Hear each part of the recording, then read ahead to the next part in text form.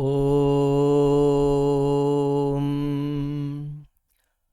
वसुदेवसुतं देवं कंसचाणूरमर्दनं देवकी परमानन्दं कृष्णं वन्दे जगद्गुरुम्.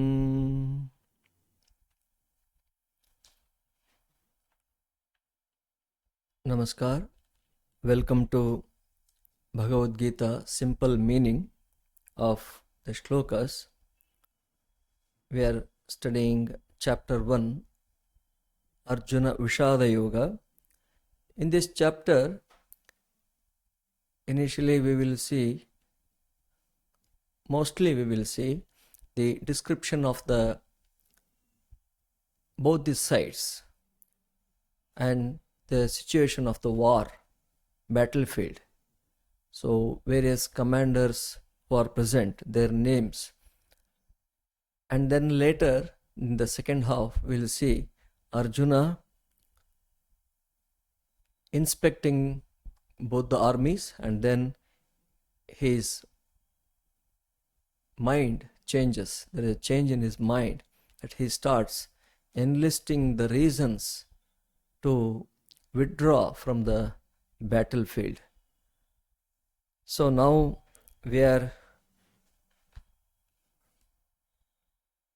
in the shloka number 11. So we were saying that Duryodhana is talking to Drona, and then he described the power of his army, his forces, and then about the other side, that is Pandava's army. And then now he is turning towards all the commanders, and he is telling this the shloka, this statement he is giving. We'll chant the shloka. Shloka number 11, verse number 11. Ayaneshu cha sarveshu yatha bhagamavasthitah bhishmamevabhirakshantu bhavantas sarva evahi. Ayaneshu cha sarveshu yatha bhagam avasthitah bhishmam eva abhirakshantu bhavantah sarva eva hi.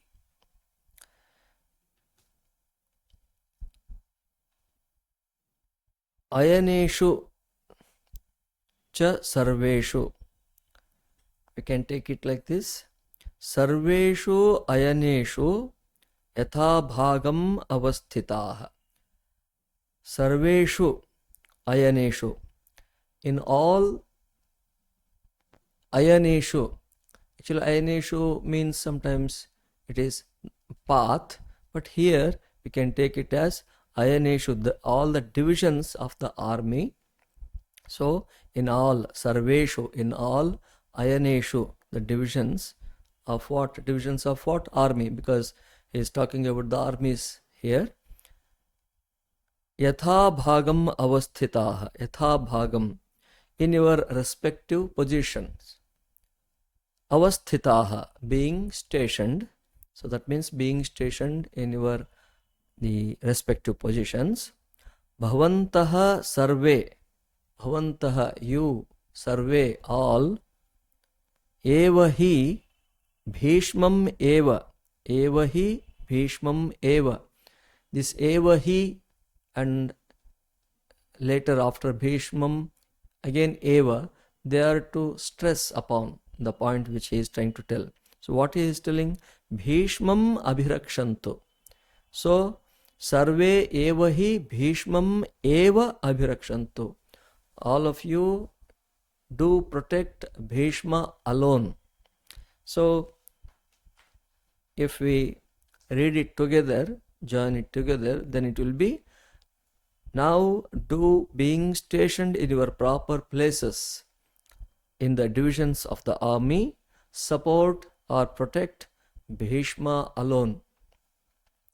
So we know that Bhishma is the most important person, and Bhishma was the first commander-in-chief of the Kaurava army, whereas Dhrishtadyumna was the first commander-in-chief of the Pandavas army.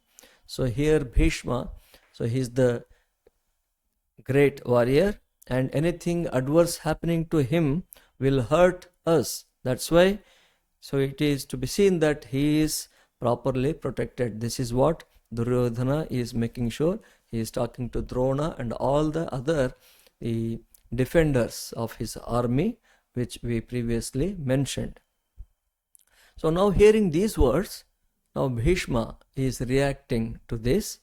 So to cheer up the prince Duryodhana, the king Duryodhana, now what he is doing. So, and we should remember this, all this is being narrated by Sanjaya Vacha.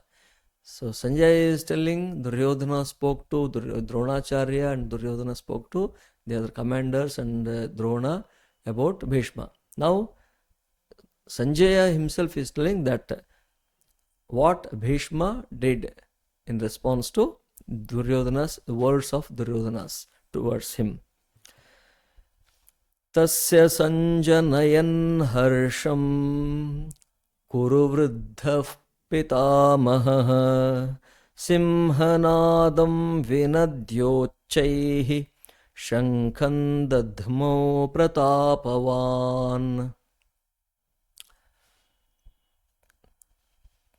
Tasya, I'll do padacheda, splitting of the words first. Tasya sanjanayan harsham kuruvruddha pitamaha simhanadam vinadya uchaihi shankham dadhmau pratapavan. So if we do the anvaya, that to make a sentence, then it will become like, we'll take the last word first. Pratapavan, then Kuruvruddha. Pratapavan, Pratapa, the powerful. Kuruvruddha, the oldest of the Kurus, the grandsire. Pitamaha, grandsire, the grandfather of all these Kauravas and Pandavas, grandsire. Tasya, his, whose, Duryodhana's. Tasya, that is Duryodhana's. Harsham, cheer. Sanjanayan, to cause or to produce. Uchaihi, simhanadam vinadya. Uchaihi, loudly.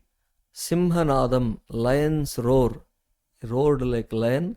Vinadya, having sounded. Simhanadam vinadya, having sounded, lion's roar. Shankham dadmau, shankham, conch. Dadmau, blew, he blew the conch. So that powerful oldest of the Kurus, Bhishma, the grandsire, in order to cheer Duryodhana, now sounded aloud a lion roar and blew his conch. So after this, hearing the conch sounded by the Bhishma Pitamaha, so all the Kaurava side, they started sounding their conches, and then all the instruments that they beat in the warfare. So now that shloka is being told here. Tata shankascha bhairyascha panavanaka gomukha sahasaivaabhyahanyanta sashabdastu bhavat. Padacheda, that is splitting of the word first. Tataha shankhaha cha bhairyaha cha panavanaka gomukhaha sahasa eva abhyahanyanta saha shabdaha Tumulaha abhavat. So tatah, then, Shankaha cha bheryaha. Shankaha we know, conches, and then bheryaha, that is kettle drums. Panavanaka gomukhaha, tabors, trumpets, and cow horns. All the instruments that are played or beat in the battlefields to bring that atmosphere, to create an atmosphere of the battle. Sahasa eva, quite suddenly. Abhyahanyanta, blade forth. So suddenly the sound came up. Saha shabdaha, that noise. Tumulaha abhavat, tumulaha, tremendous. Abhavat, it was.